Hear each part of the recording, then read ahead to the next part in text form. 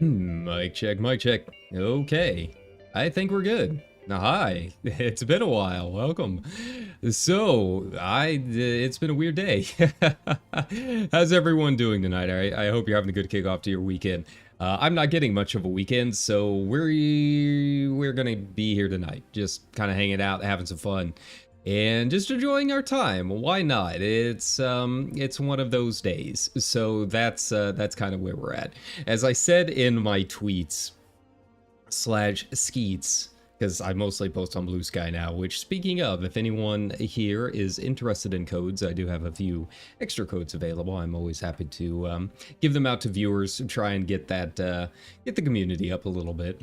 But yeah, it was my only day off yesterday, and well, today. The days are kind of blurring together because I woke up at like 2 o'clock in the morning yesterday, and then went to sleep at about 7 o'clock in the morning today. Yeah, it's been weird. So I just woke up from a 14-hour sleep. And yeah, you know, to be honest, sorry, I'm adjusting here. To be honest, there were definitely worse ways I could have spent the day off. I just needed the sleep. Sometimes you just have those days, right? Like, you have those days where you're like, okay, I just don't want to do anything but sleep. So that's what we're going to do today. And it was nice. It was very nice. I definitely needed it. Going that long without drinking any water, my face was definitely cracked, to say the least, but we made it through. You know, I had to work a lot yesterday, so that was part of it. You know, I woke up all so early because my sleep schedule is just all over the place right now. And then I had to go to work. And then after that, I decided, you know what, I'll try and get in here and do some dailies before I go to bed or whatever. And then I ended up role-playing a little bit in the old FF14. So yeah, it ended up being a longer day than it really should have been. But we're here, we're back. Like I said, I'm not getting much of a weekend. I'm working the next 4 days. They're going to be very, very long shifts. You know, it's just the last couple of weeks before the holidays, so it gets super busy, and that means, unfortunately, I'm not going to be able to stream most of this weekend. But the nice thing is, once I am through this weekend, I do have several days off in a row that we're going to be hopefully fitting in quite a bit of streams. So look forward to that. We're gonna get back into Liza P. It's been too long. We haven't really made a whole lot of progress in that in the past couple weeks, and I really want to get back into it. So we're gonna have that, a little FF8. I'll probably do a guitar stream at some point in there. I haven't decided on when, but you know, I want to get in there and try out Ableton a little bit more. But yeah, aside from that, it's just gonna be, you know, tonight's just gonna be chill. This is kind of just to get in here, touch base, say hi to everybody, let you know that I'm still alive, and that sort of thing. Plus, we haven't really done anything in FF14 in a little bit, and there are a few things that I wanted to get done. So yeah, might as well kill two birds in one stone, right? I'm actually not going to do Red Mage today. I've been playing a lot of Sage lately on one of my alt characters because that's the only job that I have on her. So I figured, you know what, if I'm gonna be doing like deep dungeons and stuff tonight, I might as well hop in here and you know, do what I'm used to. I actually find in the deep dungeons, believe it or not, I prefer Sage over Red Mage. I don't know why. That might be the only time you ever hear me say that. I think it's because, you know, with the melee combo and everything like that on Red Mage, it's far too easy to end up pulling a whole lot of stuff that you didn't mean to. It's a little bit more controlled with Sage. Plus, you know, you can heal yourself, which is always nice. Not that you can't on Red Mage, but the Cardia just makes it automatic, so I don't have to, you know, waste a cooldown or anything like that. It just kind of happens. So yeah, it might be time to try and do that. You know, most of what I've been doing in the game has been trying to grind out a few things in particular.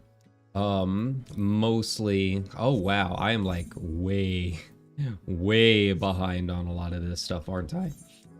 Yeah, it's about that. Okay, well, I guess we're doing a Glaya then, which isn't necessarily a bad thing because I do need to do a Glaya for my coin this week. I'm way behind on the first 2 coins, and I've got plenty of the Talia coins, so it is what it is. But yeah, you know, it might as well be a chance to try and catch up on a few things on some of these other jobs. You know, the road to getting my Amaro mount is still long and steep, so, you know, it's okay to try and do some other things every now and then. But, you know, as always, my main content is always Red Mage if you're interested at all. Aside from that, yeah, you know, I figured today, with it being kind of a relaxed stream and just kind of hanging out and chatting, I figured we could talk a little bit about VTubing, because I see these questions pop up quite a bit on like Blue Sky and stuff, because there is the VTuber Fight Club feed, which, by the way, if you are on Blue Sky and haven't really had a chance to try it out, feeds are probably my favorite thing about it. They sort of exist on X, but they're not quite as robust, I don't think. They're kind of hard to set up. Like, you have to know a little bit about what you're doing, but I just let other people deal with that, right? And yeah, you can make feeds that that hide or mute or block certain people, and you can also make feeds that showcase certain people using, you know, in this case, the VTuber keywords. If you say the word VTuber in your skeet, and then it will show up in this feed, right? Like, they don't do hashtags. Blue Sky doesn't have a hashtag system, so it's all keywords instead. So yeah, VTuber Fight Club just automatically feeds everyone that mentions VTuber or Ian VTuber or that kind of thing. And, you know, most of the time it's what you would expect, as people promoting their stream and saying, hey, I'm going live, that kind of thing. But, you know, occasionally there are good discussions on there, and I do see quite a few questions pop up here and there that I thought, hey, maybe this would be something good to talk about. And, you know, I do talk about them occasionally and reply to threads and that kind of thing. So yeah, you know, I've talked a little bit. I did that clip highlight not too long ago. It's on my channel. You can go and take it out. Why I became a VTuber. Like, why would someone decide to do this, right? Like, I don't know. After Iron Mouse won last night for Content Creator of the Year, which, congratulations, by the way, because I thought that was well-deserved. I know there were a lot of people rooting for People Make Games. I think that was probably a very tough decision, to be honest, because both would have been good options. I don't think you could have really gone wrong either way. But I did see that a lot of the people that were rooting for other content creators or whatnot were like, ew, anime, oh no, a VTuber won. And it's like, I don't know, I just feel like that is a very high school approach to things. Like, ew, anime. Like, I stopped being like that in, like, my 20s, man. Like, it's 2023. Anime is not exactly counterculture anymore. You can walk through any mall in America and see Demon Slayer shirts and Sailor Moon stuff and Dragon Ball Z and, you know, whatever happens to be out there nowadays, right? I feel like it's just a very judgmental thing.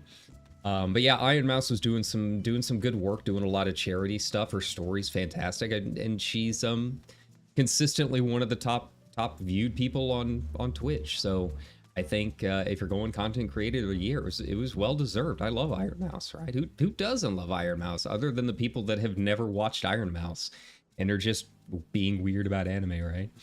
But I feel like, you know, in my case, I was the webcam streamer for a while, and then I switched over to this. So if you're wondering why people would do stuff like this, why people would choose to become a VTuber and want to become anime, make anime real, right? Make sure and watch that highlight, because I do go over most of my reasons that are varied, and, you know, some of it is personal, you know, self-confidence kind of thing, don't want to have my weird face on stream, that kind of stuff. But a lot of it's also just the type of content. VTubing just has, in my opinion, a lot more variety in the type of content that most people watch, whereas webcam streaming, you know, if I was doing FF14 as a webcam streamer, I'd basically just have to do FF14 forever right? It's just the consequence of it, you know. So there is a little bit of marketing and what I want to do for my channel that goes into it too. So then the next step is, you know, one thing that I see quite a bit, I think Bay did a stream yesterday or the day before that was sponsored by MSI that was talking about like how to become a VTuber. Everyone's got a little bit different journey. It really kind of depends on what you want to do for your channel, like what type of content you want to create, if you're going to be big on lore and all of that. And we'll get to that in a second, because that's another thing that I see pop up quite a bit is lore questions, right? So it really depends, but there are a few ways to go about it. I wanted to go the live 2D route. I wanted to go the same route that most of Hololive does. Aside from special models, or, you know, Sakura Miko, she's always 3D. But for the most part, it's mostly live 2D. And there are a few reasons for it. I think it's a little bit easier to start up just because VTube Studio is available on Steam and very, very easy. If you want to go the 3D route, it's a little more involved. Both in terms of making and getting your model to run, how heavy it's going to be on your computer, that kind of stuff. So for me, the live 2D thing was the way to go. Like I wouldn't mind doing 3D stuff eventually. You know, if I became a big streamer and could do MoCoP and those kind of weird mocap streams, like, yeah, let's have some fun with it. But I wanted to do the live 2D route for my content, right?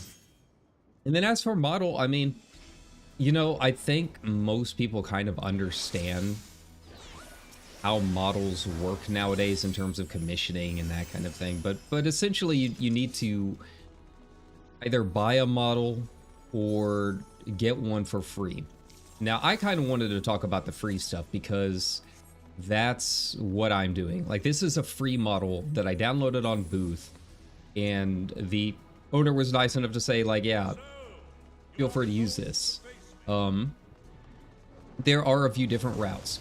You know, I know a lot of people look at the prices of VTubing and that kind of thing, and it is super intimidating. You know, if you want to get really into model making and commissions and that kind of thing, it can get really expensive really, really fast. And, you know, people see these $1,200, $3,000 models and, you know, what the big channels do, and it seems like it would be almost impossible to make that bridge. I don't make that much money, guys. Like, I work retail, make $13 an hour in my real job, and I don't really make a whole lot from this, right? So obviously I couldn't afford to do that. But there are resources out there to get free models, and people who are willing to let you use models that they have made for the community for free. And that applies to both 2D, 3D, you name it. There are plenty of options, right? If you are going to go that route, I'm going to turn my music down just a little bit. There are a few things to keep in mind, right? When it comes to free model stuff, you always want to make sure and look at the terms of service that the artist has. And that applies if you're buying models too, especially adoptables usually have specific things in their terms of service regarding commercial use if you're partnered or monetized, right? But especially on the free models, you want to make sure that you even can use it, right? Like, don't just download and rip a model that you really liked and decide, okay, I'm going to use this. Like, respect the artist. They are doing this stuff for you guys to have those models available to get started, right? Like, this model, I searched pretty far and wide for it.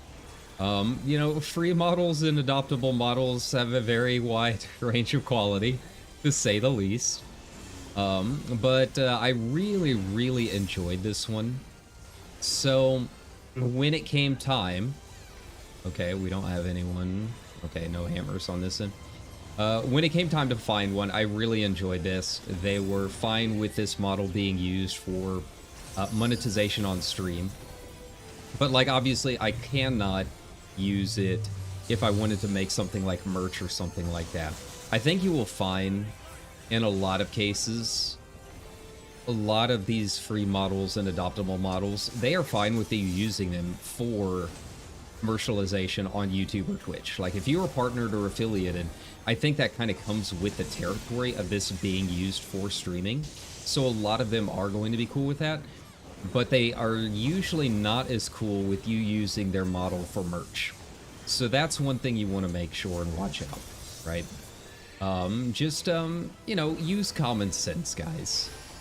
Like, if you were not able to draw a model yourself and rig it yourself, someone else did, and they deserve the credit for that time and energy, right? Like, if you didn't think it was that important, then you would have drawn a model yourself, right? So, you know, make sure and look over those kind of things. But yeah, there are a few resources out there.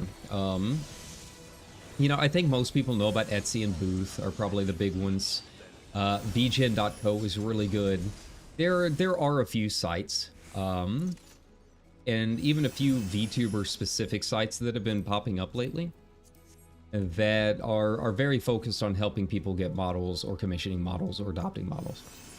If you don't know what an adoptable is, it is essentially a model that you can that's usually either free or in most cases you can purchase the model and it will be your model.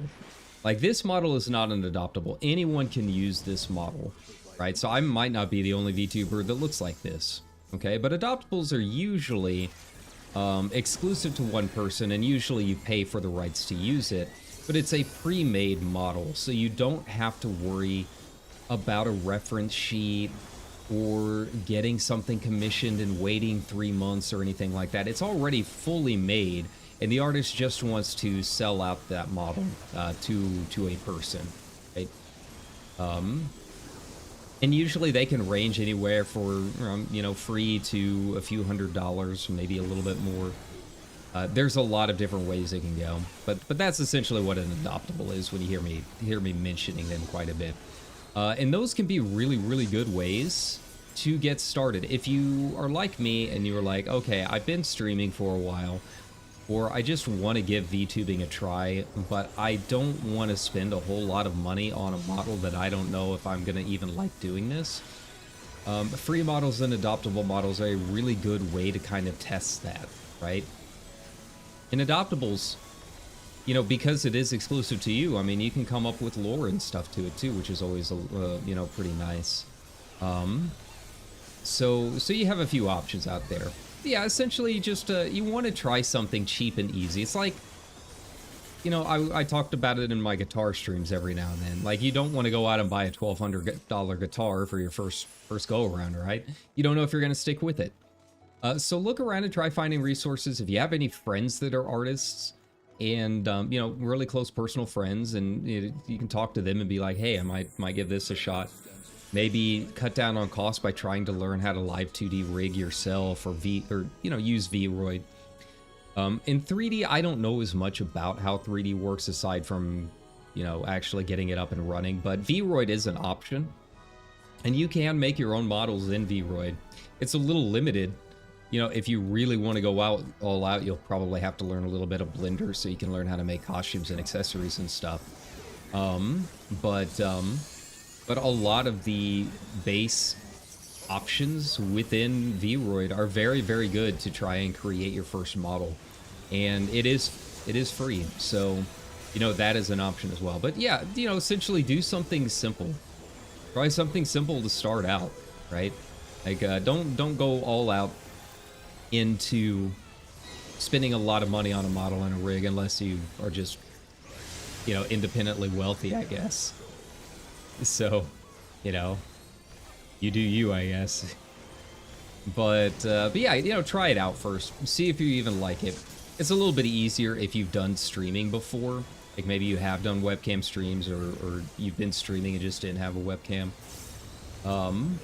And yeah, give it just a run through. Try and get used to setting up your scenes and stuff. I think that is something that is a little bit different with the VTubing thing, is it is a lot of scene stuff, right? There's just a lot to take in. when it comes to what you've actually got going on in OBS. You know, especially if you're someone that has a lot of backgrounds and that kind of thing. A lot of little assets here and there. It adds up. My scene collection is rather robust depending on what I'm doing, right? You just kind of have to learn how to do a lot of that stuff.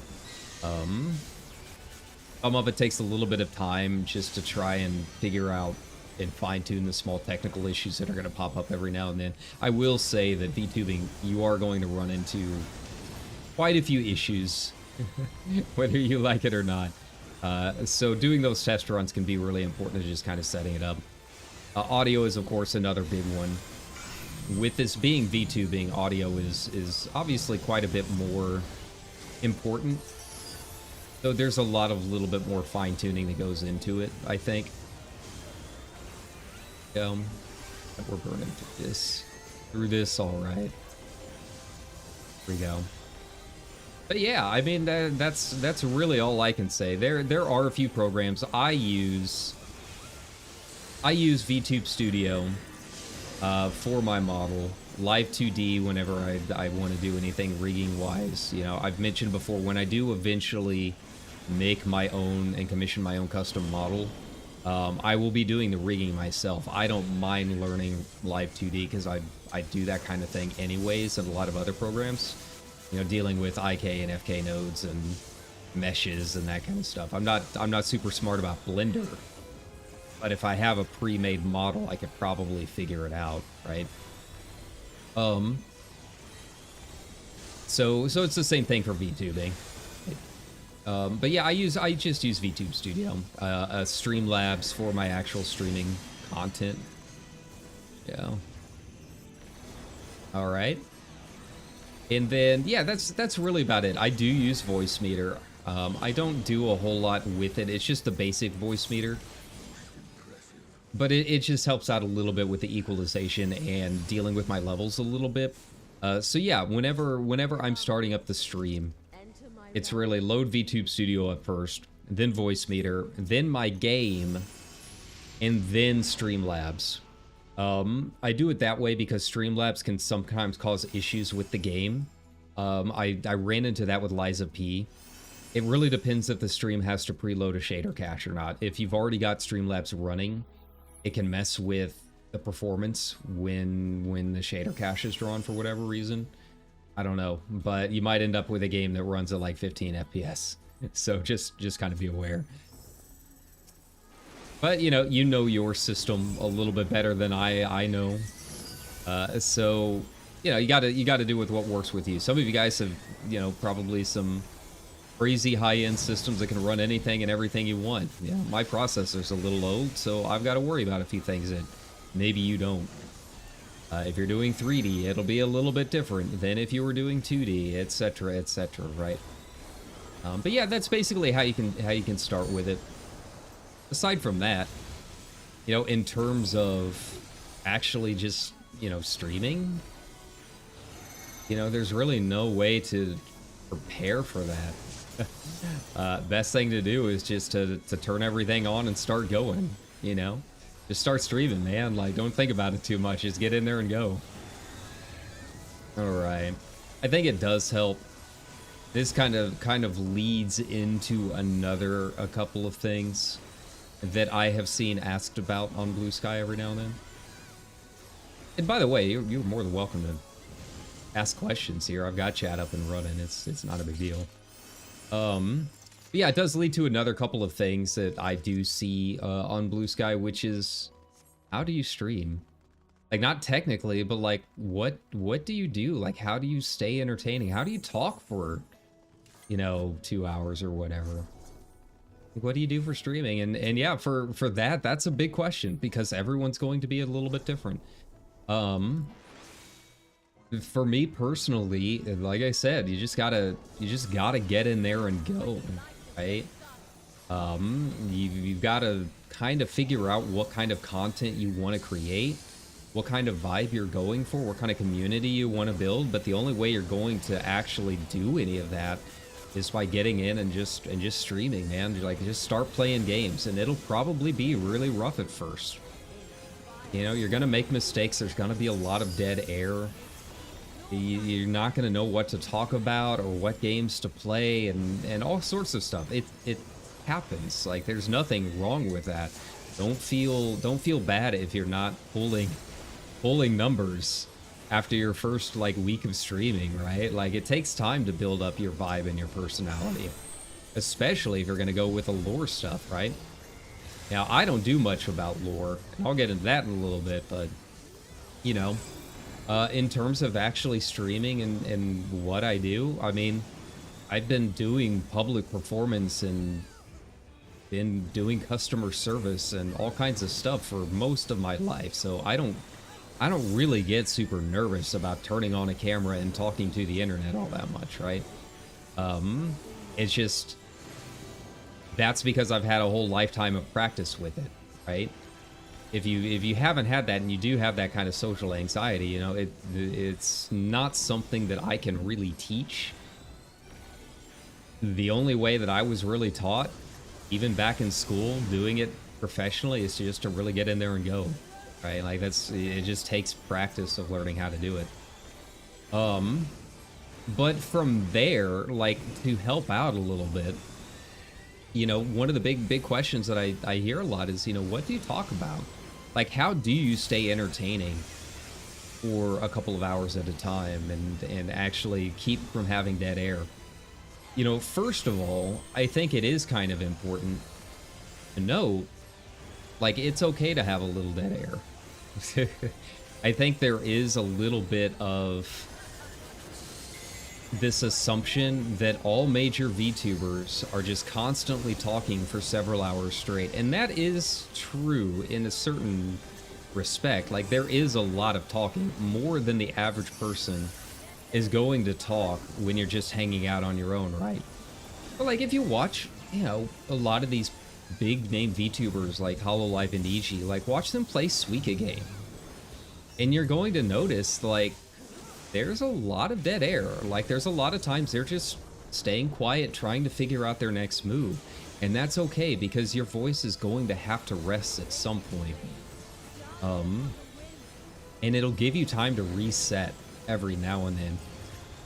But it is also true that you do need to, you know, stay active and engaged. Like, there's a difference between just kind of silently vegging out, you know, on your sofa or whatever and streaming yourself playing a game, and actually, like, trying to engage an audience with it. Like, there's a very, very big difference with it. There are a couple ways to go about it. For me personally, most of what I do is I just talk about the game, right? Like, I just talk about whatever I'm doing in the game at the time. Like, what's my thought process on it? Like, why am I making certain decisions in the game?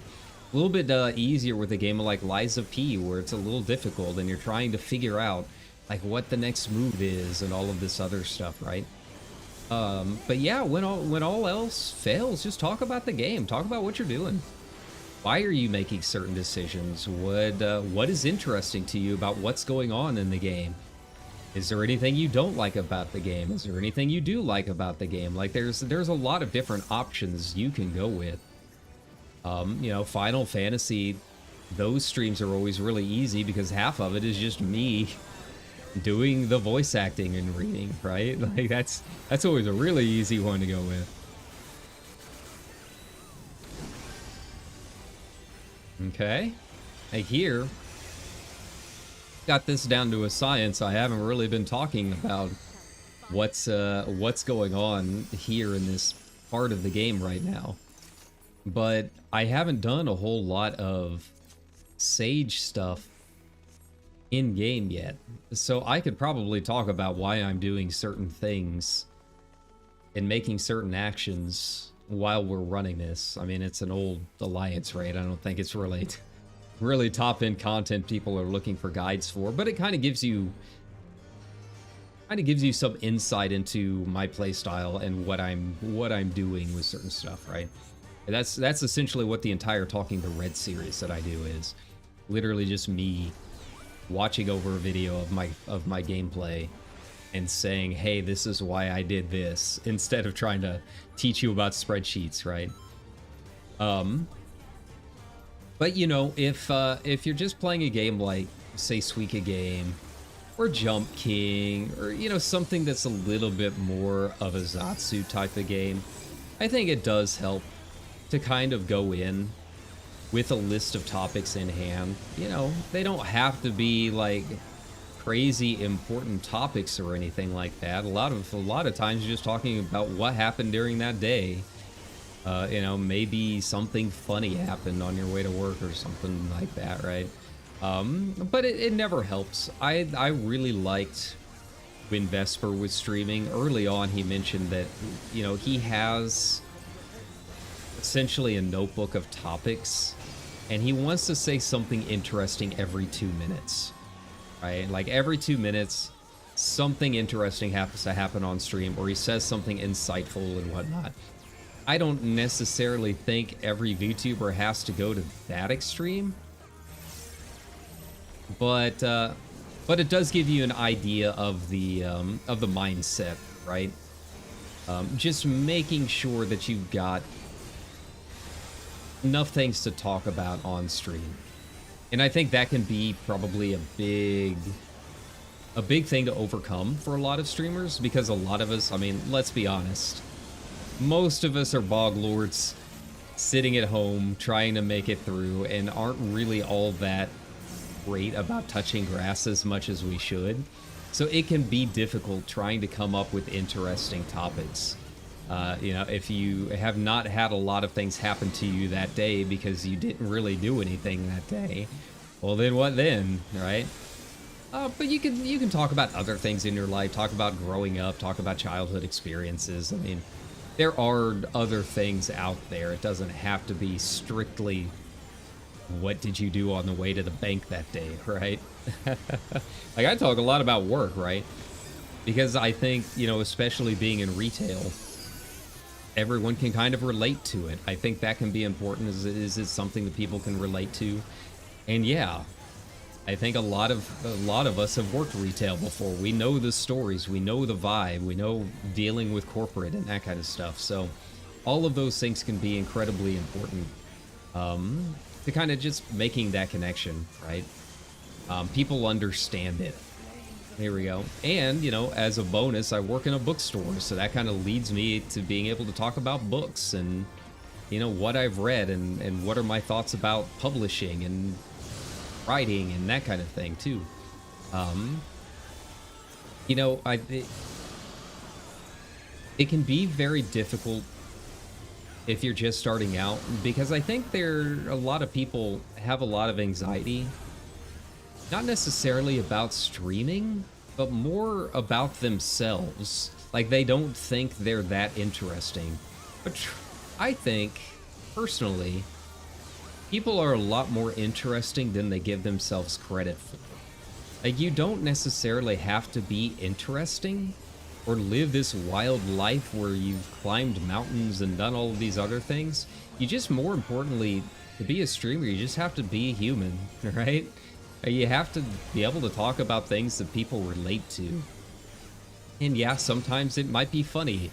If you're a naturally funny person, right? Like, that's going to help out a little bit because you can do that kind of thing on stream.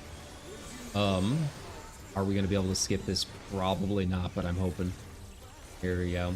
But yeah, I think people don't give themselves enough credit.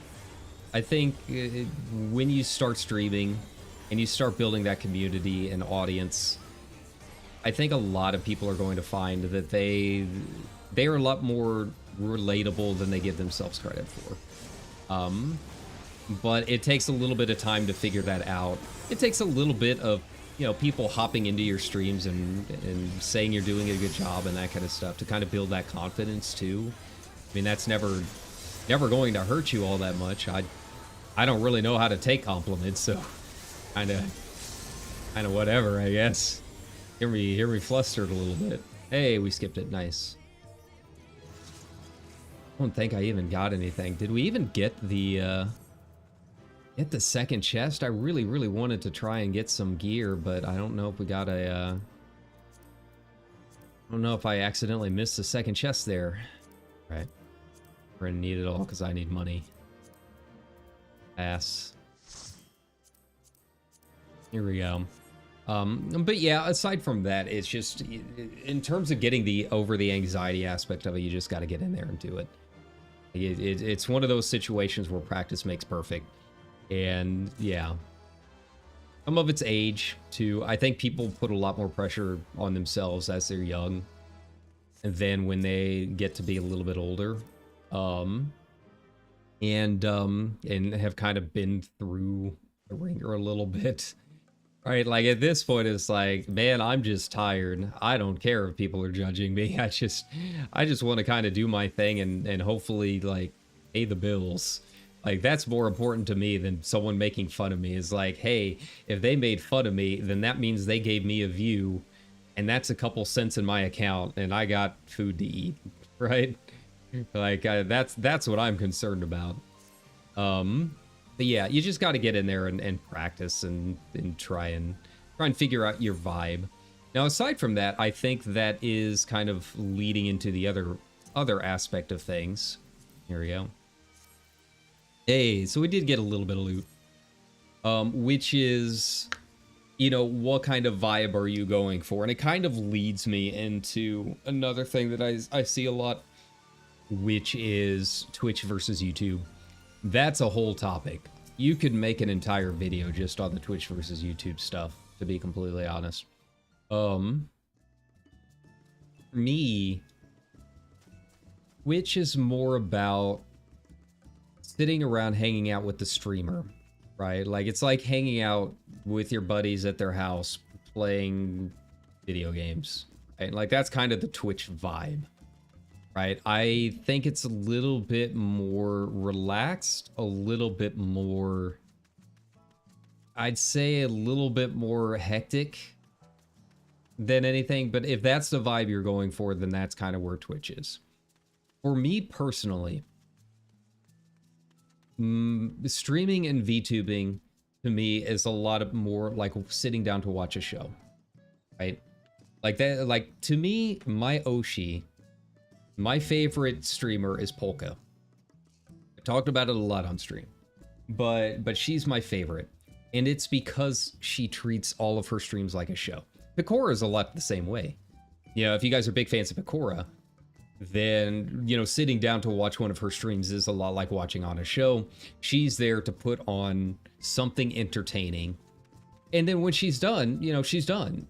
She promotes her side stuff and you know, talks a little bit on Twitter and that kind of thing, but it's not like she's doing a whole lot of like community building or anything like that. She is there to put on a show and entertain you. Versus someone like Miko. Miko's a lot more along the lines of the sit down and hang out with her, you know, get in there and make a character to beat her up on Street Fighter 6 and, you know, that kind of thing. Like, if you like Sakura Miko, you are very much a 35p, right?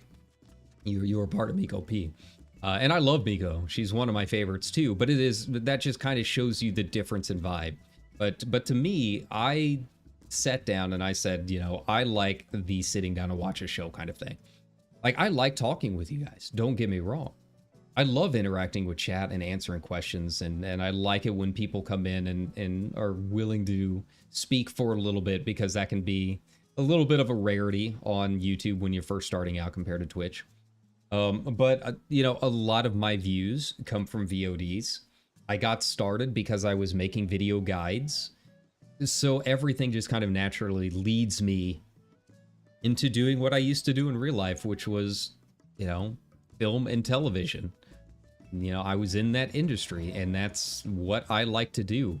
When I watch VTubers, I usually only watch them on YouTube, because I don't know if I'm going to sit down and go from watching Polka to seeing something on the side like the new Defunct Land documentary or something like that. And like, to me, it's about sitting down and watching entertainment, and less about, as a viewer, having fun with the streamer and interacting with them. I don't know any of these people.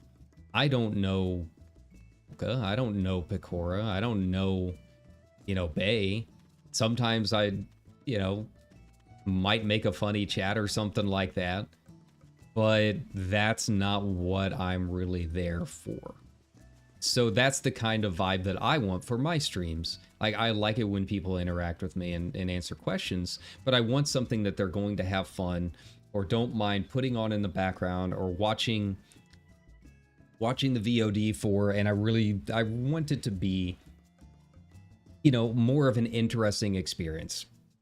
You know, I don't really watch a whole lot of Twitch or a whole lot of VTubers because there's just too much going on.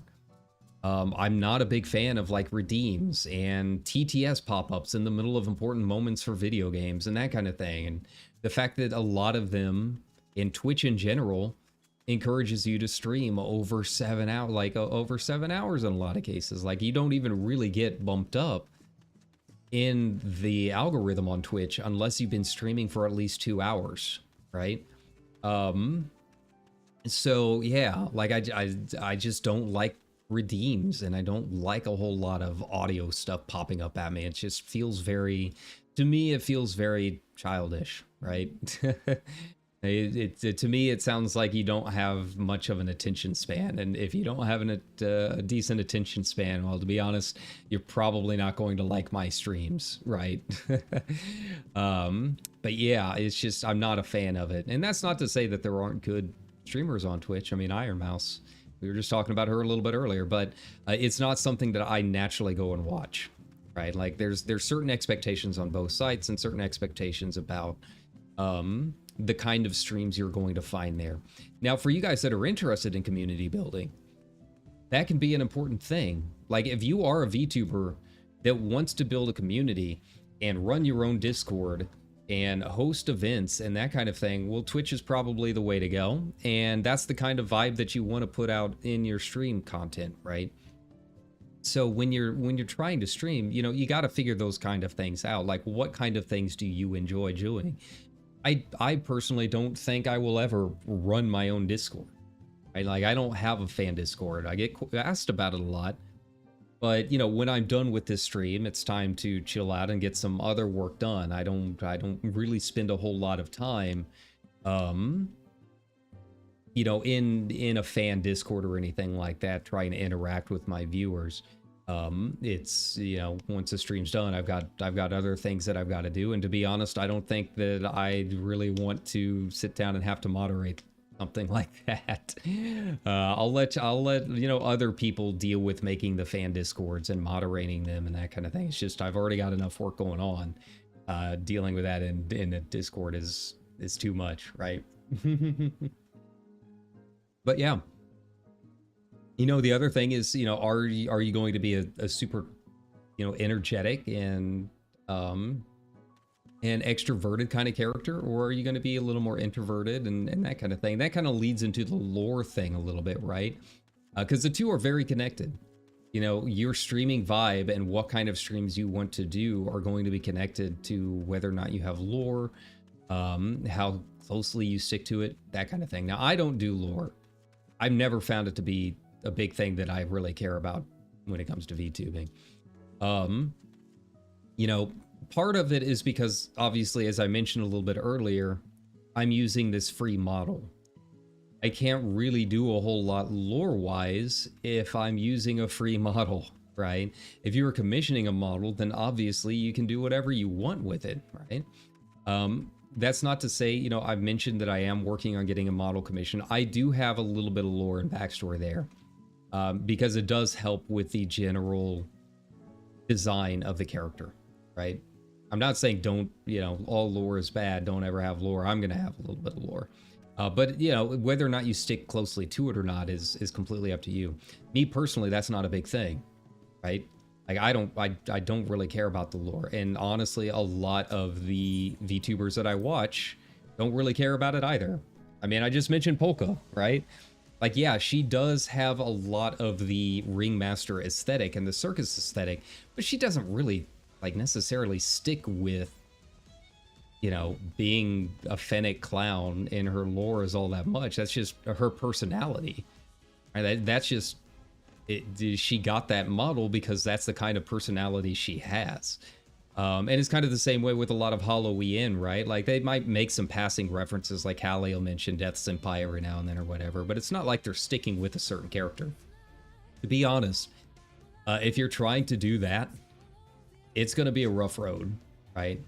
Like if you're going to be streaming a lot and making a ton of content, it is extremely, extremely hard to stick with specific act and a specific voice and all of that stuff for as long as you have to make it as a streamer. It's why I think it's always very funny when people are, you know, reading the tea leaves about whether a certain popular VTuber is making a lot of, you know, using a voice, right? Like, no, like it's still coming out of their mouths. It's just another inflection of their natural voice. But if they were like really straining themselves trying to make a character voice, they wouldn't have a voice. Like they would have killed it a long, long time ago. Right? So for me personally, I'm not big into that. Like I see it occasionally every now and then. You know, I it's my fault for going on to, you know, social media in the first place. It's not as big on Blue Sky, which is why I do most of my posting there. People are a lot more reasonable, but when it comes to like Twitter and stuff, I see a lot of complaints that like, oh, this VTuber doesn't stick with lore. They aren't a real VTuber. Like, oh, this VTuber just doesn't get VTuber culture, right? Like, yeah. And to me personally, if you were someone that gets really upset and that kind of thing about what is and is not VTuber culture, you're probably not someone that I want in my streams. Right? And that all kind of ties together. You know, the kind of vibe that you put off and the kind of content that you make is going to determine what kind of viewers you have. So if you do or do not want certain types of viewers or a certain type of chat, like that's all about what you are or are not doing on stream, right? Like I want people to sit down and have fun and enjoy an entertaining video and maybe learn something kind of interesting. If you're someone that's going to get very mad about otaku culture and VTuber culture and being very strict about it, like, I'm sorry, this is not the channel for you. It's kind of the same way, you know, there are, you know, certain VTubers that really kind of cater to certain websites. I'm not going to say the name of it, but it starts with a number, right? That's not what I want in my stream. Just full stop. I'm not interested in that. That's not the kind of viewership that I want, and it's not the kind of viewership culture that I want for my other viewers, right? So, yeah. But it all comes down to, again, what kind of things are you wanting to talk about? What kind of personality do you have? What kind of culture do you want to create? Because that is ultimately what comes down to your, you know, what is going to determine what kind of things you want to do on stream, and whether or not you have a character or not. Personally, like, you know, I see it a lot, just in VTubing. I think there's a lot of assumptions about what needs to be done, like with things you need to do and do not do as a VTuber. But yeah, like I'm not a big fan of like the uwuification of language. That's really the only way to describe it, right? Like people using the words EP and being super cutesy and that kind of thing. Just not my vibe. 100% not what I'm interested in. But I do see it a lot on Blue Sky. And, you know, they want that kind of culture in their chat, in their community, right? It's why I don't really like using the words comfy and wholesome. Like, you guys know me, I'm not a very lewd VTuber. I don't talk about those kind of things very much. I'm not someone that's also really going to be like super loud and obnoxious or super, I don't know, I guess you would say controversial. But I don't necessarily think I would use the words comfy and wholesome, right? I'm a VTuber who used to be a journalist in real life. And that's just kind of the vibe that I bring to the stream, is I just like talking about things. But I wouldn't necessarily say that I'm necessarily like comfy and wholesome. To me, that's like saying like I don't want to bring up tough subjects or take responsibility if things happen. That's just my personal opinion, but I do see that a lot, not just in VTubing, but like role playing in Final Fantasy, right? Speaking of, let's make our way over to Ul'dah, right? Like I see people who just really don't want to have to respond to anything uncomfortable.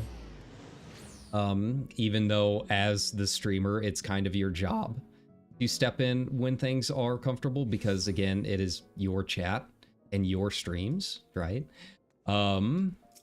So yeah, I wouldn't necessarily say I'm cozy and wholesome, but I would say that I am very chill. I'm a pretty relaxed VTuber. I think anyone that's watched my VODs can agree with that. Versus someone like the new Hollow Stars, right? Like, I'll be honest, I'm not the biggest fan. And it's not because I don't think that they're good people or anything like that. Like, I'm sure they're very nice guys.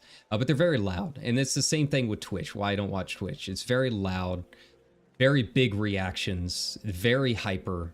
And that's just not my vibe, right? But if you are wanting to do those kind of things, if you are wanting to be that kind of streamer, then it's going to be important to learn how to do it, right? I feel like a lot of people who can do that kind of thing are just kind of naturally extroverted anyways. But if you are trying to put on that kind of vibe, it can be kind of a learned skill a little bit. Learning how to react to certain things in games. Learning, you know, especially like horror games, like learning how to be scared. It's probably why I don't really do a whole lot of horror games, because I just don't know how to be like scared in a loud or reactive way. Like I just tremble in fear and just avoid whatever is scaring me. Like, sorry, basement, I'm just not going down there at night. Like, that's, you're on your own. So yeah, you know, it is a skill. I would say that, you know, the things that the Hollow Stars guys are doing, it is not something that is necessarily, it's not necessarily easy. I guess that's the best way to put it. Like they have spent time learning how to do this, and they are doing it very, very well. That doesn't mean the content is going to be for everybody, but it is not something that always necessarily comes easy for people. So if you are wanting to be a very loud and energetic and extroverted character, you know, again, just, you got to jump in there and learn how to do it, right? For me personally, it's just, what you see on stream is me. I do a little bit with my voice. My accent isn't nearly as thick because of microphone awareness. But aside from that, like, I'm not putting on a voice. I'm not playing a character or anything like that. You're just getting me talking about things and what I'm thinking. That doesn't mean it's completely unfiltered. You know, there's some opinions I'm going to be keeping to myself because we're just not that kind of stream, all right? Like, I'm not going to be the YouTube man that wants to say something, right? But for the most part, the personality is what you could probably expect if you were just hanging out and drinking a beer with me in real life or something, right? Like that, right? So yeah, you know, circling it back around to, you know, the overall point is, you know, if you are going to be creating lore and creating a character, you've got to really kind of figure out what kind of vibe you want on stream, because it's all interconnected. If you are going to do lore, I will be honest, it's probably going to be more work. You know, well, a lot of the people who do a lot of lore and stuff, there's, you know, thumbnails you got to make, art you got to commission, intros, transitions, logos. I mean, it's a lot to really kind of create something lore-wise when it comes to these characters. If you really want to go all out. You know, personally, I think it's more important to get in there and stream. I mentioned it when I first became a VTuber, but that I just kind of just started it. I made my intro I made my logo, and that was really about it. I'll work on everything else as the stream grows. But if doing all of that stuff and getting commissioned artwork and a background and all of that stuff is kind of forcing you to put off your debut for an unreasonable amount of time, like I can expect if you commission a model and you want to do a debut, then it wouldn't be unheard of for it to take about 3 to 4 months, right? I'm sure Hololive and EG, the really expensive models, take even more time. But like 3 to 4 months is probably a good amount of time from start to finish for you to start setting up your debut. If you are pushing it way beyond that and you've been quote unquote ready for debut for 6 months and you still haven't streamed, like, yeah, you just need to get in there and stream, guys. Like, you don't even know if you're gonna like it. Just get in there and do it. Yeah. But yeah, you know, ultimately, I can't answer all of those questions for you because everyone is going to be a little bit different. I see a lot of people on Blue Sky and everyone's got a little bit different. Some of that kind of stuff is not for me, and some of it is a little bit more of what is my vibe, right? So yeah, there's enough content for everybody. That's ultimately what it comes down to. I think that's where a lot of the fear comes from when it comes to starting this stuff, is that people are unsure people are going to like them. Trust me, if you are streaming, someone is going to like you. You might not be pulling Hollow Stars and EG numbers, right? But there's so much content out there that someone is going to like it. The bigger question for what you are doing, and it kind of leads into the next area, is how are people finding you, right? Like, you got to kind of get into the marketing stuff of it, because in a lot of cases, it really has nothing to do with your streams and whether or not you are enjoyable content. It's whether or not people can even find your content, right? Like, we are all kind of beholden to YouTube and Twitch and whatever platform we happen to be streaming on, because yeah, if you're affiliated or partnered, you're making money off of them, but you don't control the company. Like, you've got to know how to do that kind of stuff. So, you know, for me, it's a lot of making YouTube thumbnails. You know, thumbnails are pretty important, I think.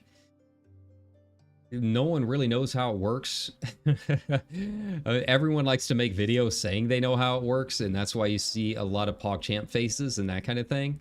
No one really knows how YouTube's algorithm works when it comes to thumbnails. Supposedly, quote unquote, it does do a little bit better if there is a very easily identifiable face in the thumbnail, right? But like, you look at like Defunct Land and some of these others, like they don't have any people in them at all. They're just well-made thumbnails. So it really kind of, no one really knows. But try and make your thumbnails look nice. Obviously, if you have your model, try and put it in there. That would be probably the most important thing for VTubing. No one knows if it's affecting anything or not, but it couldn't hurt, right? I don't have artwork of my character, so for me, I just, you know, get into VTube Studio, make a couple screen caps of me trying to make some silly expressions or wearing accessories or that kind of thing. But if you have art of your character, or you're big enough that people can make fan art of your character, yeah, you know, as long as the fan artists are fine with you using it, then yeah, make some thumbnails out of that. You can get a lot more creative with it. But yeah, you gotta know how to make thumbnails. You know, one thing that is different between Twitch and YouTube is Twitch, I feel like I can just hop in there and just start streaming. YouTube, you have to kind of plan it out between the thumbnails, but the other thing is you have to really kind of make and schedule your stream at least an hour out if you want to do it well. And you'll see even the big name VTubers like Amelia Watson doing this too, right? And that's for just very simple reason, right? It honestly has nothing to do with giving your viewers enough notice. I mean, a little bit, I guess, right? You want your viewers to know when you're going live if you don't really do schedules. But it's more of a technical thing, and it's the fact that YouTube is a very large site. I don't think people realize how big YouTube is. There's more, if I remember the stat correctly, it's been a long time since I've looked this up, but if I remember correctly, every day YouTube has more content uploaded than the entire history of video filmmaking, right? Like, it is just constantly expounding on itself. That's how large YouTube is. That is how much video content is on here. And obviously a lot of it is garbage content. So knowing how to game the algorithm and make your thumbnails and really kind of promote yourself, that's why that's so important. But one of the big reasons you want to schedule ahead of time is just so YouTube can disseminate that across its entire, field, right? You're making your title, you're making your thumbnail, you're making your keywords and doing all of the SEO stuff. It's going to take time for YouTube to actually like find and match that with other videos so it can recommend it to viewers. There's just so much content out there that it has to flag through so many videos to try and find places to put yours. So that's why you want to schedule out, is so that it has enough time to do that. Right? Like, if you just go live on a whim with a guerrilla stream, unless you already have a big viewer base that already knows you're going to go live, then you're not going to get a whole lot of new viewers on stream, just because YouTube does not physically have enough time to spread that video throughout its entire website. Right? It's just too large. So yeah. For me, I think the biggest live stream that I've done recently was the live letter watch along. And that's because I put that up early enough on time. Like I scheduled that like 7 hours ahead of time. It not only went through YouTube, and I think my thumbnail helped out a little bit because I like that thumbnail.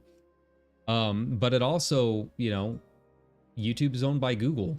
So Google put it on their front page when you started searching for Final Fantasy live letter. So that helped out a little bit, to say the least. It's died down since then, but I had more live viewers watching at that time than I had for any of my other previous streams, right? So yeah, you gotta know how to game the algorithm. I don't know how Twitch does it, which I think you need to be streaming for at least 2 hours ahead of time. Or 2 hours, not ahead of time, because you're already streaming. But yeah, you need to be streaming, right? For at least 2 hours before it even kind of recognizes that you exist. But beyond that, I don't really know. I assume a lot of it's tags. It's obviously quite a bit better in terms of games. Being able to browse what games people are streaming at the time and then searching for viewers within that game. So yeah, but yeah, if you're on Twitch, you're kind of on your own on that. I don't really know if there even is much of an algorithm compared to YouTube, because YouTube, I mean, it's recommending me not only live streams, but a ton of other content that I would like, music videos and that kind of stuff, when I go to that main page. So yeah, it is what it is. So yeah, but yeah, it's important to kind of take that kind of stuff into account. I'm kind of breaking my own rules a whole lot by not doing a whole lot of marketing in terms of community building, right? Like I don't run the Discord or anything like that. Like, I'll talk with you if you want to talk with me on X or here or Twitter or Blue Sky or whatever. But I'm not going to be like big in the VTuber community and, doing that kind of thing. To me, a lot of the VTuber community, if you were wanting to get involved, quote unquote, with the VTubing community, then that just means the only other people that are watching you are going to be other VTubers. And, it's great to have that support, but I'm trying to cast a wider net than that, right? So I'm just like not super active. To me, it's about professionalism, I think, is probably the best way to do it. Like when the stream and the job is done and it's time to go home, right? Like that to me is very, very important. But when it comes to fans and that kind of thing, like, if you run across me at a convention or something like that, like, let's talk. Let's, tell me what's going on. Like, I don't mind that kind of thing.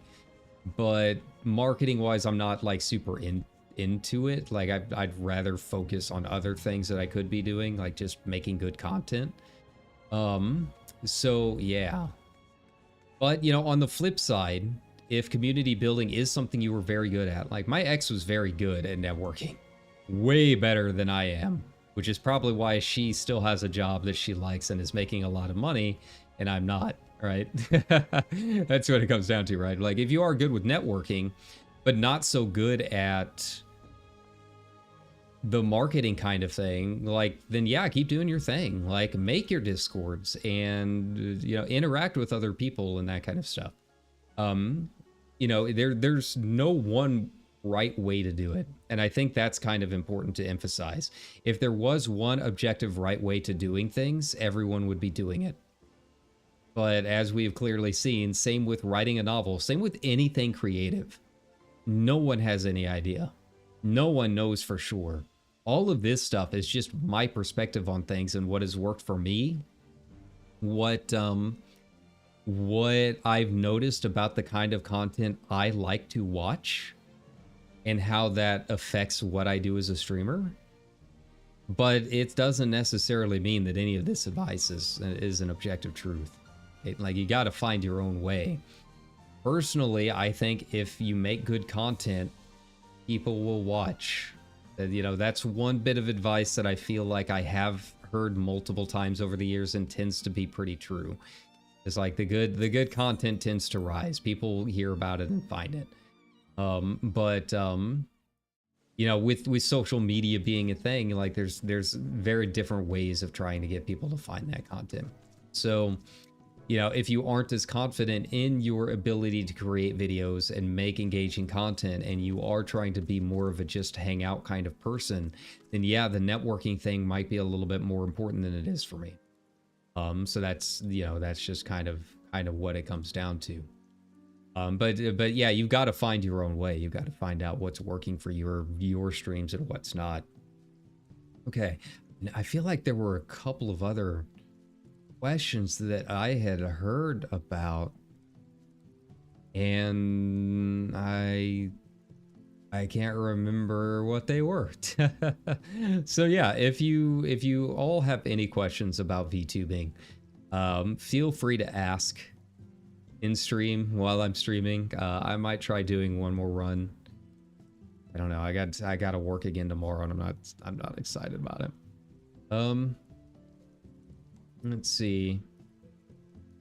Yeah, mostly a lot of it's, you know, advantages between Twitch and YouTube. How do you start streaming? Yeah, like how do you talk?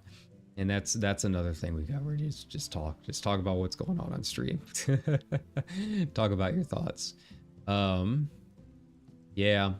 The other thing is, so yeah, this is not necessarily as important when it comes to talking on stream or like talking about VTubers, but kind of streaming in general. This is another reason that I avoid Twitch as much as I do. Bots and scammers. Yeah, that's another thing you're gonna have to deal with. Personally, this is always important. Put a delay on your chat. Like, I know that can be very, very difficult when you are trying to build a community and talk with your friends, especially when you're just getting started. But I have a 5-minute subscribe delay on my chat for a reason. Like, if they really want to be your friend, then they'll subscribe, right? Like, it's only 5 minutes. If they can't wait 5 minutes, then yeah, they were obviously wanting something. But yeah, graphics effects and scammers, bots trying to sell you things. I had a lot of Russian bots in my chat, which is why I eventually put this up. It's not as big of a deal if you are not showing chat on stream. I always have my chat box up on stream, which means if people are scamming in chat, then it's going to show up in the VOD, and that's just a whole lot of pain that you got to deal with. So just make sure that you're aware that they exist. Twitch is going to have a lot of them. YouTube doesn't have as many of them, but you do get them. People trying to sell you things and chatting you up for a little bit before immediately trying to sell you their wares. Yeah. There are ways to mitigate that. I have found YouTube to be a little bit easier in terms of moderation. And Twitch, for whatever reason, I could never get my chat moderated from the creator dashboard. Like, if I click on someone's name in the creator dashboard in chat, it doesn't bring up any of my mod options. I have to physically go to my actual streaming page to get any of that done. And that could just be me, but I found YouTube a little bit easier to moderate. But I've also just in general found the bot problem to not be as big of an issue on YouTube as it has been on Twitch. But Twitch, you can also put on a delay or a follower-only chat. I highly recommend it.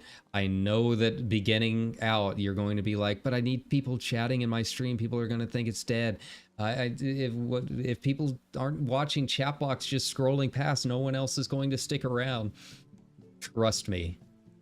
Trust me, it is going to be far more preferable to have a slightly quiet chat than to have your chat filled with chatbots. Yeah. It's just, it's a pain to deal with. There's not a whole lot that can be done about it. This is just a circumstance that, you know, as I was mentioning a little bit earlier, we might be, you know, able to make content and make a living through Twitch and YouTube, but we do not own the site. So until they actually do something about the problem, there's not a whole lot you can do about it other than try to mitigate it as best as possible. But yeah, I mean, you're going to have people that are still going to follow and go over the limit and start chatting with you. And then, you know, a few lines into the conversation, they're going to, you know, drop the old, hey, you know, I'm an artist as well. You should check me out. I think I could really help your stream with some emotes. It's like, I'm sorry, like, no. Don't fall for it. And, you know, some of them might be legitimate artists. I don't know, but let's be honest here. I am a stubborn Missouri mule. If I wanted emotes, I'll just make them myself. Like, if I want to pay someone for artwork, I will find them. I have never once found someone through them promoting something. It's not going to happen. I'm too old and too salty for that. But yeah, it's another thing you're gonna have to deal with as a VTuber. Yeah, and you know, kind of leading into that, you know, you're going, like I said a little bit earlier, you're going to be dealing with chat. You know, you're gonna be dealing with good comments, and you're gonna be dealing with disparaging comments, right? And like, and if you don't know how to roll with that, and you don't know how to take the criticism, unfortunately, it's just going to be, I don't know if streaming is going to be right for you. Let's put it that way. Trust me, as nasty as people can be in chat, actual film and television is 20 billion times harsher. So I'm kind of immune to it. Like, oh wow, people on this toxic site don't think that I'm a real VTuber because I'm not a big enough weeb. Well, okay, then just don't watch. Like, it's not that hard. But yeah, I mean, you're gonna have to deal with it at some point. The best thing that I can recommend is, like, don't worry too much about chat. I mean, social media is a vast sea with strange fish, and you're gonna see things that that you probably didn't care to see, but you know, you just sail on and, you know, find the island you want to be on at some point, right? That's really all you can do. I don't know where I was going with that metaphor, but that's really all you can do about it. I think I'm actually going to change the title of my chat here.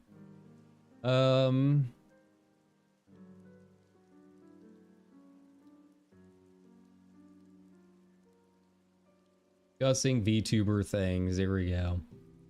All right. But yeah, you know, you can't worry too much about it. There's, you know, you can't make everyone happy. At the end of the day, you can't please everyone. And like I said, like, when it comes to building a certain type of culture in your chat and that kind of stuff, like, I don't want those kind of people in my chat anyway. So, you know, just filtering them out.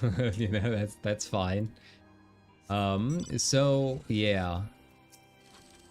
Don't worry about it too much. Like, I know it can be a hit to the confidence. I mean, the whole reason I started VTubing was because I don't like how I look on stream, right? So, but you can't let it get to you at the end of the day. There you go. Cool. Enter with a fixed party. Yes. Floor... Oh, I didn't want to do floor 21. Withdrawal. Yeah, I wanted to start basic. Here we go. Oh. Reset progress. Never mind. And along those same lines, like, don't worry too much about numbers. It's just weird. You know, I have a lot of people that watch me because they saw some old WoW video guides that I guess Asmongold watched at one point, and they started following, right? And then some people find out that I'm a VTuber, and they don't like VTubers because EU anime, and they unfollow. And then I'll get another couple of subscribers because they watched my role-playing guide or something like that. Like, at the end of the day, it's too wild. And the analytics that you are given are too vague to really be too much to worry about. Like, you need to worry about them in the sense of like, okay, this is what's working and this is what's not working. But outside of that, there's only so much you can do. Don't stress too much about the fact that you lost 2 viewers today or anything like that. It's going to happen. Use your viewership and use your analytics more as a guide in terms of what people do actually like on stream and what is what is working. And also what's not working, right? Like, maybe some people just really dipped after a certain stream. And yeah, I mean, that would be important to watch, right? Like, it's important to know those kind of things. You know, for me, it's just kind of a steady flow. I get a few people that sub, and then I have a few people that, you know, that unsub. But it's mostly steady. Obviously, I would like to see a lot more people join in. like you always want to see the numbers go up. But at the end of the day, as long as I don't have a mass drop-off, like, you know, a 1% drop, or even less than that, a week is really not a big deal to me. Like, that's not going to affect things in the long run. You know, it's most important to just kind of pay attention to the big dips here and there. God, I haven't done this in a while. This is much harder than it was. Oh, that's why it's so hard. I didn't have a party on. Whoops, my bad. Yeah, you really only need to really worry about it if you see a mass drop. Because at that point, you probably said something you shouldn't have had.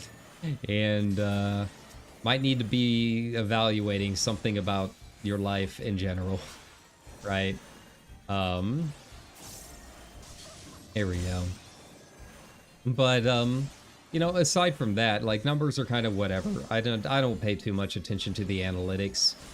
Like I said, it's about a 1% drop and then a 1% gain back and forth. It just kind of changes as the wind blows. But yeah, as long as it's steady, it's fine. You know, in terms of gaining viewers, like I said, I mean, it's just the algorithm. You know, you gotta learn that kind of thing. Tell your friends, you know, promote the stream a little bit. Learn how keywords work, that kind of thing. But aside from that, you know, I don't really have too much advice in terms of just gaining viewers. To be completely honest, and if you want to be completely realistic, a lot of the biggest name VTubers have either been doing it for several years and build up the audience that way, or they were friends with a VTuber that were already really big, and then that big streamer rated them. Like, if you want to be just completely honest about how a lot of this works, that's pretty much it. It's a lot of luck, but you know, there are small ways that you can game this system to try and get that slow and steady rise, right? That's that it ultimately comes down to. And if all you want to do is just stream and hang out and chat with people and aren't concerned with those big numbers, then that's not a big issue, right? But it is something that I have seen asked about quite a bit on Blue Sky. It is, you know, people worried about their numbers and whatnot, and that's pretty much my thoughts on it. Is don't worry about them too much. just try and figure out, like, learn a little bit about how analytics work so that you have at least some way to kind of figure out how to read them. So you can kind of know what's working and what's not. But, you know, unless you're losing like 20% of your subscriber base in one day, like, I don't think you have to worry about it too much. Let's see here. VTuber Fight Club. Let's see. I'm not seeing a ton. Yeah, this time of night is mostly seems like people just kind of promoting their streams a little bit. I'm not seeing a ton of questions or anything, but yeah, while we make our way through here, we can talk about Eureka a little bit. Yeah, if you do have any questions, I mean, by all means, feel free to ask them, and I'll try and do my best to answer and kind of go from there. But yeah, I mean, I always encourage, you know, like, subscribe. I say, you know, there's your call to action this time, but not just here. You know, I am usually more than happy to discuss those things on social media as best as possible. I don't post a lot on X anymore, but that doesn't mean that I'm not on it reading about what's going on, because I still get a lot of my news from there. So yeah, you know, if you have a question and tag me, like, I'm happy to answer it as best as possible from my perspective, as much as it might help. There you go. Yeah, like, subscribe, follow, all of that.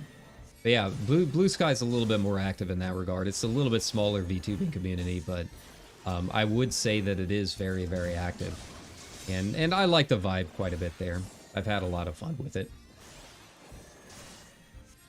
Yeah, aside from that, you know, I've been trying to hop in here and do this a little bit more. I don't know why I've been doing Eureka so much.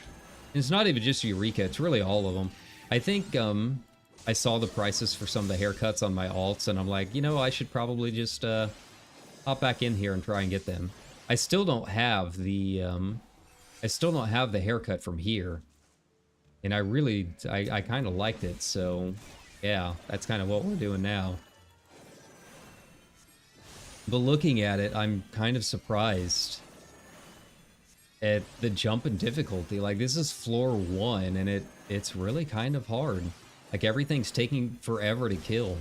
So yeah, maybe I should have hopped back over. In fact, you know, I think we might do that. Unable to execute the command during combat. Okay, well, that's fine. Even though it's solo queue. Yeah, you know, I really kind of wanted to do it as my Sage, but if we're gonna grind it out, I think I'm gonna have to go with my Red Mage. Like, I didn't realize this was gonna take so long. First floor of Heaven on High. Man, I just breezed through that, even as a Sage. Like, everything just melts. I don't know what the deal is here. Yeah. Yeah, I'm not dealing with that. No way. Yeah. Floor 1, there we go. So this should go quite a bit faster. It still takes a little bit of time. It's still much longer than Heaven on High. But it's not bad. It's doable. There we go. And I know you guys come here for the Red Mage content, so might as well get it in, right? Yeah, much more reasonable. Alright. It doesn't help that I really only have one button that I can press as a Sage. Admittedly, it is significantly more boring going in as a healer into the deep dungeons than any of the others. Alright. Yeah, you know, I haven't really hopped in here all that much since they released it, so it's still kind of new and fresh, I guess. I know it's not been as popular as the last two, which is a little bit disappointing. And honestly, I can kind of agree with that. Like, look at this. Like, look at all of these patrols. This is floor 1. Why are so many things spawning on me? Like, why am I not getting even, like, a second to breathe between all of these rooms? Like, what is the deal? It's pretty annoying. But, you know, it's just like the other deep dungeons, and that has got some decent loot that I still really want, so I'm gonna try fighting my way through it anyways. But yeah, this is kind of ridiculous, honestly. Like, I shouldn't have to deal with this on floor 1. I shouldn't be this close to death on the first floor of a deep dungeon, like, no matter the circumstance, right? Oh, and that one pulled too. Okay, sure, why not? We're just doing this, I guess. Problem is, as a red mage, I have to interrupt my melee combo if I want to heal. It gets a little risky. There we go. Yeah, what was the deal there? Why was that so long? Yeah. So... okay. Well, this is gonna take forever. And I don't think I have that much energy left in me. You know, I just wanted to hop in and hang out and talk about VTuber stuff. I still gotta work tomorrow, so I can't go all night. So yeah, I think we're gonna go ahead and call it. I think I covered most of the topics that I wanted to, but you know, oh man, if anything else comes up, we'll bring it up in a future stream or something along those lines. But you know, after sleeping all day and not getting enough water and all that, I think I gotta go get something to eat and just kind of veg out and prepare for the long day coming up. But thanks a ton for hanging out with me and you know listening to me give my thoughts on VTubing. You know, again, it's not going to apply to everybody. It's just my perspective on things, but you know, it might give you at least a little bit of ideas, give you some direction in terms of where to go. And yeah, you know, from there you have to go out and make it your own. But it was good seeing everybody again. It was good kind of hanging out on stream and just kind of vegging for a little bit after a long week. But it will be back next week with quite a few more streams, a lot more stuff going on. It's just we got to get through the next 4 days first, and then I'll have a little bit of free time. It's still going to be hectic all the way until the end of the holidays, but we're gonna power through it. I'm gonna do my best to try and get in here and make sure you guys know what's going on as often as I can. But yeah, that being said, I hope everyone has a good rest of your night, has a good start to your weekend. Take care, everybody, and I will see you probably on Wednesday. Bye bye.